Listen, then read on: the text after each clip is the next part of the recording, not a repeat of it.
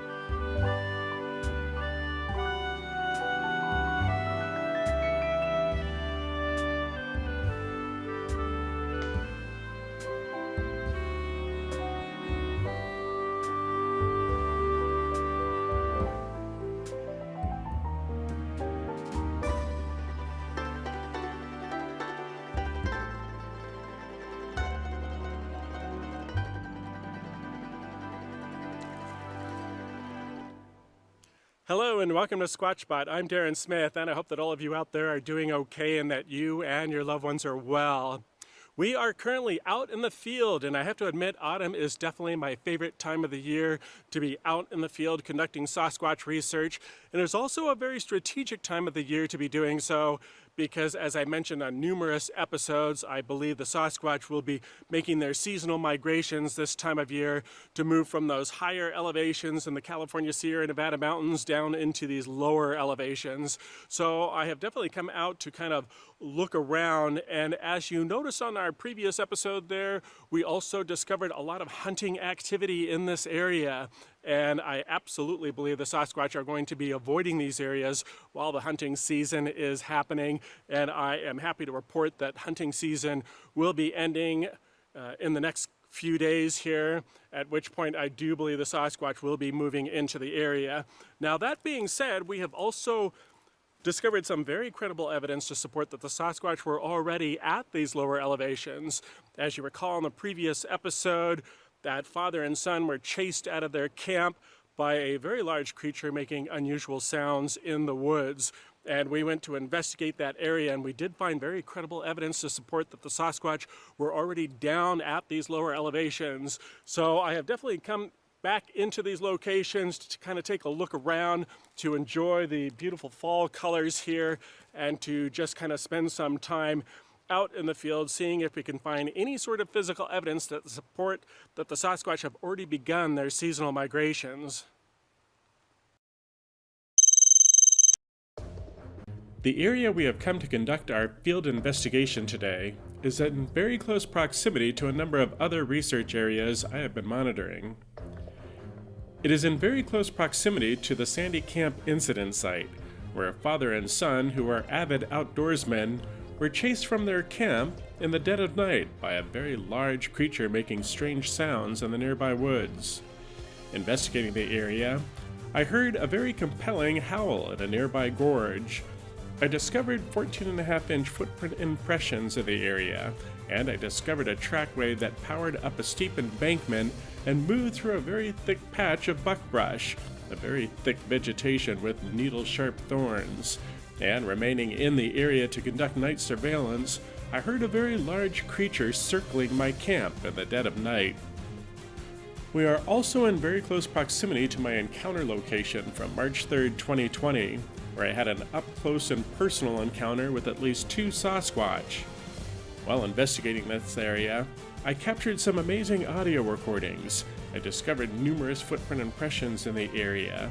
I captured a Sasquatch on camera as it hid in the brush, and I discovered a nest site where I found multiple hair samples that do not match any known animal species. However, they do match Sasquatch hair anatomy.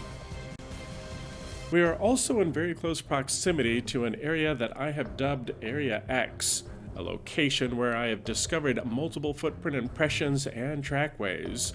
I got some very unusual readings on my EMF detector.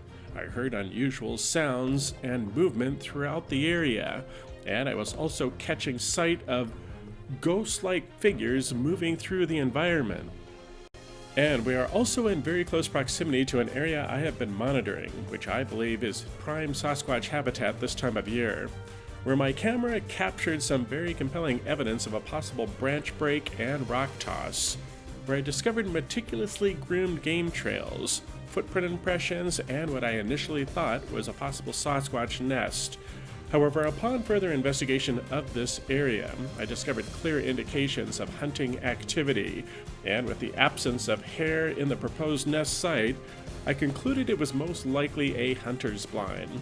However, this does not easily explain the unusual encounter I did have in the area, and it does not easily explain the unusual footprint impressions I discovered, or the other environmental nuances I believe could be Sasquatch related.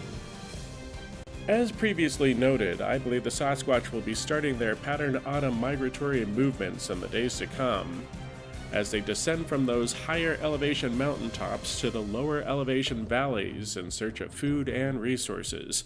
And I believe with the hunting season ending, the aforementioned target locations will be ideal areas for us to focus our efforts.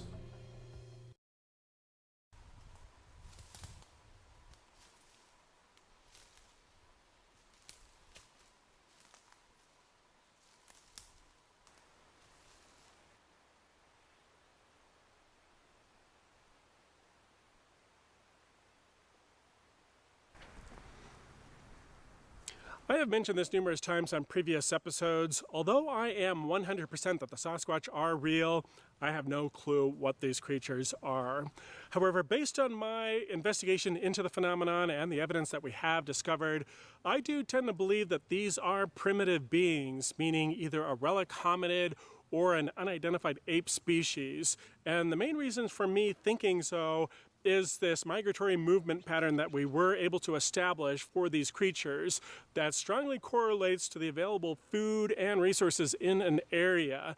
And to me, that definitely indicates that these beings are very limited in their range and their abilities. And we also noted that they create very primitive stick structures and nests to kind of reside in. And one of those nests that we discovered, we found multiple hair samples that did not match any known animal species, but did match Sasquatch hair anatomy. And to me, that again suggests that these are primitive creatures.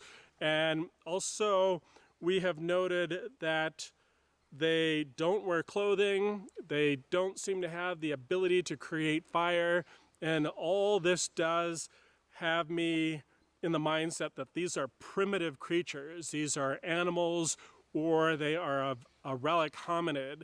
Now, I know there are a lot of individuals out there who believe they are extraterrestrial, interdimensional, and that they maybe even have cloaking abilities.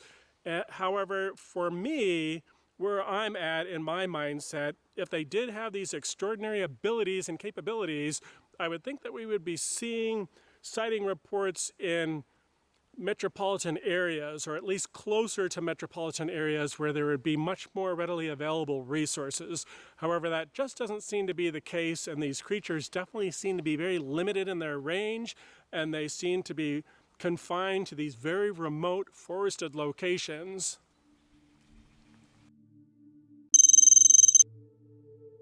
Although my personal belief may be that the Sasquatch are of a primitive nature, there is a lot of evidence out there that supports otherwise, and I think it is vital as researchers we maintain an open mind and take note of any peculiarities we may experience while conducting field research.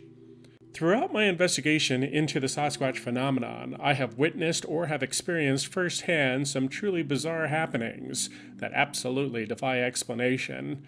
And researching, I have read numerous field reports and have received multiple first-hand accounts of others experiencing similar phenomenon during Sasquatch encounters, which I find difficult to dismiss as coincidental. The most common anomaly reported is unexplainable equipment failure. I have been on numerous Bigfoot expeditions across the United States, and I have witnessed and experienced on several occasions across-the-board technology failure when we believe Sasquatch were in the area. All cameras, audio recorders, two-way radios, night vision technology, and other electronics were completely disabled, only to come back online after the Sasquatch were no longer thought to be in the area.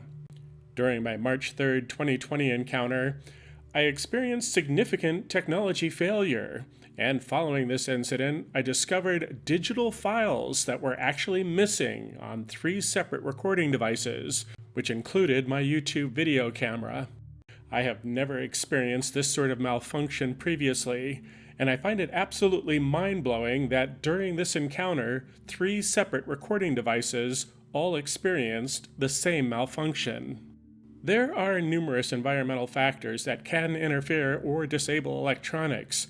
Atmospheric pressure, temperature, and humidity can all have an effect on electronics, as well as radio frequencies, electromagnetic interference, and even certain types of rock formations. However, the timing, frequency, and irregularity of these technology breakdowns during Sasquatch encounters is truly baffling, and I know of no environmental anomaly that can specifically target and delete individual digital files, and I find it very difficult to dismiss this phenomenon as random happenings or coincidence.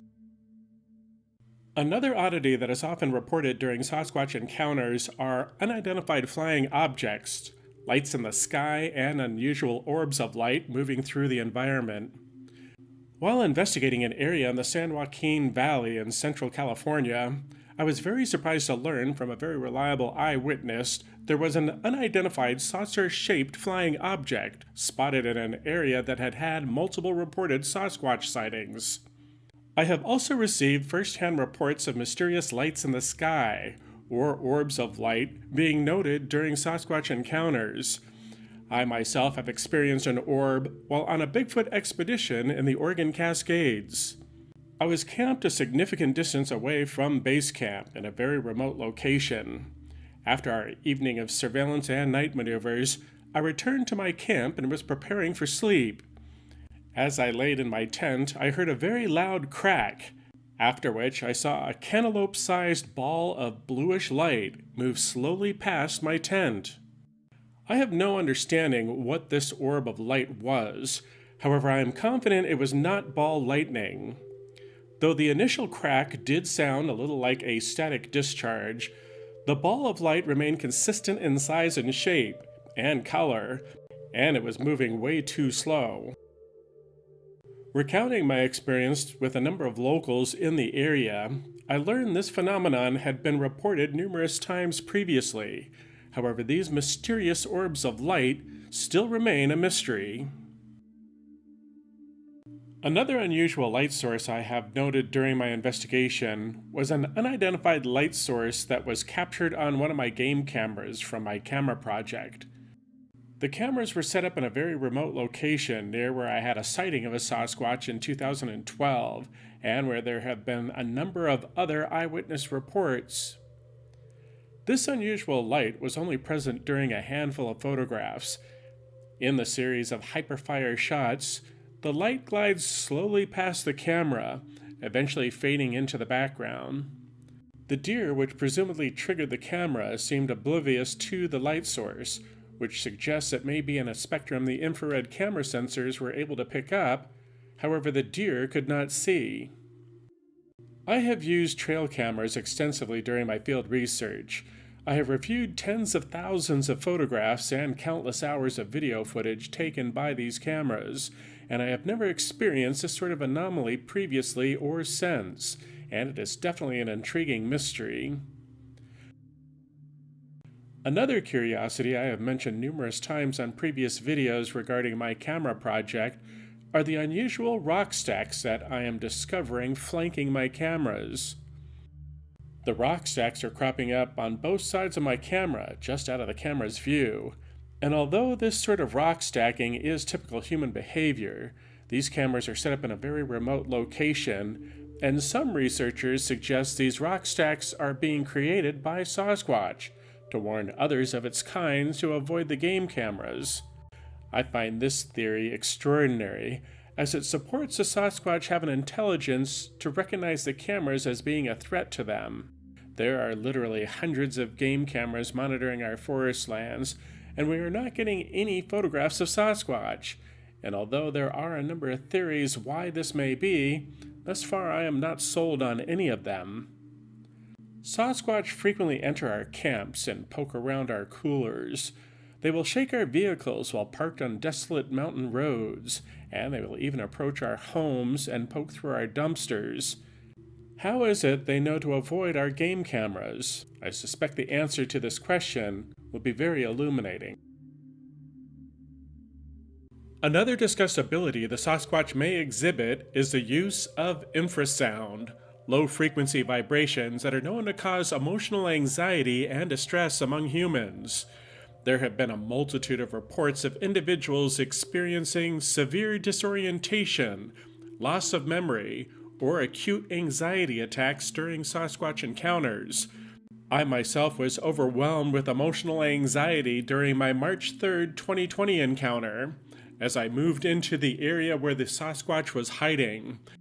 And as I mentioned earlier, a number of my electronics had malfunctioned that day. My GPS unit was among them. However, upon reviewing the video footage from that day, it does appear I may have actually turned off my GPS unit. Not something I would have done in my right mind while alone in the woods and in a very remote area I was unfamiliar with. This incident, coupled with the debilitating fear I experienced and the unexplained missing digital files on my equipment, has several researchers supporting that during my encounter with the Sasquatch, I was being bombarded with infrasound, which was creating overwhelming emotional states and disorientation, and perhaps even more terrifying, during my March 3rd encounter, I experienced missing time. And although I chalked this off to the high levels of adrenaline I had experienced during this encounter, some have suggested I may have actually been rendered unconscious, at which time my equipment had been tampered with and the digital files were deleted. During previous episodes, I have mentioned a concerning incident that occurred in very close proximity to my home. A husband and wife went on a day hike in the foothills with their 1-year-old daughter and their dog. Tragically, they all mysteriously perished while on the trail. An extensive investigation was conducted, and after several weeks of rigorous environmental testing and toxicology, authorities announced the cause of death to the husband and wife and daughter was hyperthermia, death as the result of extreme heat conditions. The cause of death to the dog was undetermined. Though I do not support unfounded conspiracy theories, I will mention there has been a substantial amount of discussion online among Sasquatch researchers regarding this incident and the investigation's conclusion. Some have offered the Sasquatch may be residing in the long-since abandoned mines that are in that area, and there were voiced concerns that the Sasquatch used infrasounds to debilitate this family. I don't know if infrasounds can cause death. However, according to authorities, the family was nowhere near these abandoned mines. I am familiar with the general area this incident occurred, and I would not consider it typical Sasquatch habitat. The vegetation consists primarily of low ground covered brush, and there is no overhead tree canopy. Also, a lot of that area was absolutely decimated by the Ferguson fire of 2018, which burned nearly 97,000 acres. So I would be surprised if there were Sasquatch in that area. However, I have received numerous reports of Sasquatch activities along the Chowchilla mountain range, which is the mountain range where this incident did occur. And I have also received a number of reports of Sasquatch being spotted along the West Chowchilla River drainage, which is part of the river system that does flow off this mountain range, in very close proximity to this incident location. However, I have not detected any recent Sasquatch activity in these areas, and I do not support the Sasquatch are bloodthirsty monsters as some would claim. However, I do find the investigation's conclusion surprising.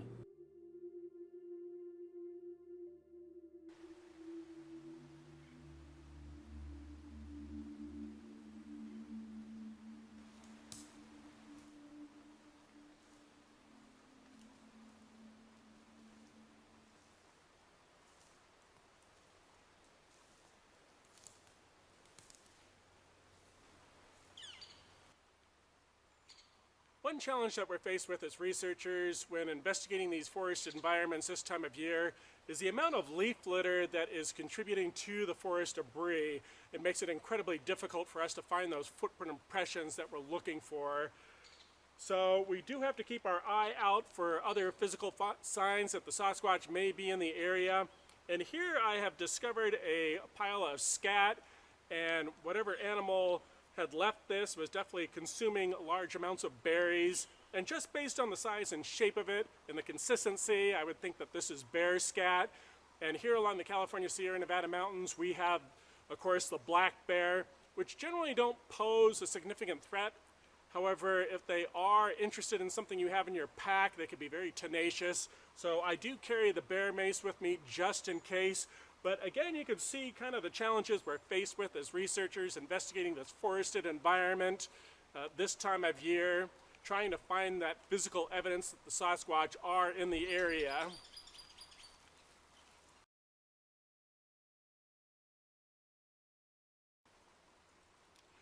I don't know if you can see it behind me here. There is a game trail that is leading down into this area, and there are some very large impressions among the leaf litter on this game trail.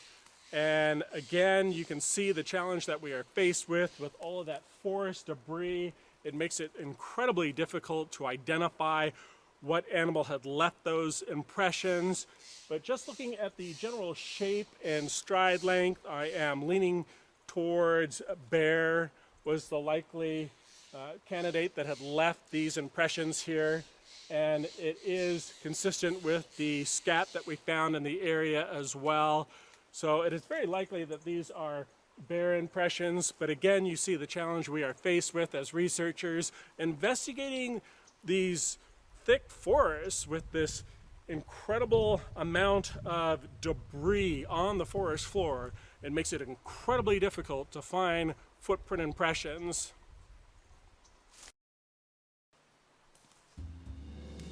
I continued my investigation of the area for a considerable amount of time. However, I did not find any physical evidence that the Sasquatch were in the area.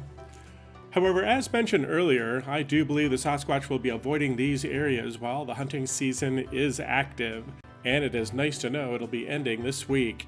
At which point, I do believe the Sasquatch will be making their seasonal migration movement down to these lower elevations in search of food and resources.